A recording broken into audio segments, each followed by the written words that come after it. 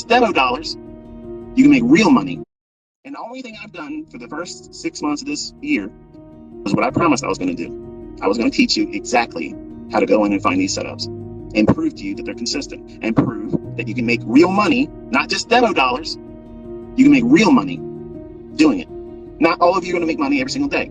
You're going to lose. And guess what? I've proven that losing doesn't really change anything. But if your mindset is not accurate, or not accurate, but right, losing can derail you.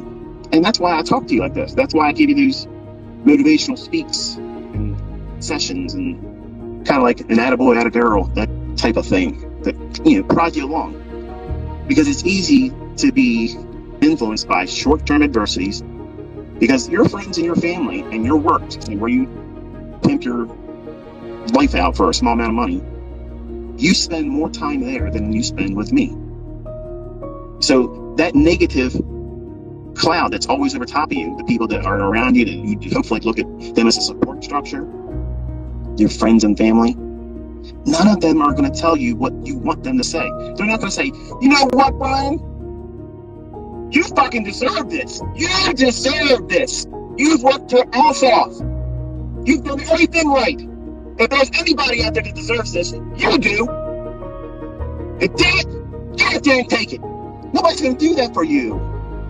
Your spouse ain't going to do it. So let me remind you for the last time, stop looking to be validated outside of yourself because they're never going to do it.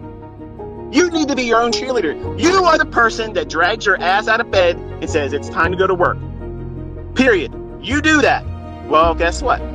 You got to use that same moxie to get your ass out of whatever you're doing when you're not at work.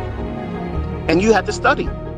You have to study. You got to pour into this everything. Do it for a year. It's 1 year, folks. 1 year. Why a year? Because you're going to see all the seasonal influences that take place over the full calendar year. That's experience. That's a perspective that you cannot appreciate until you see it.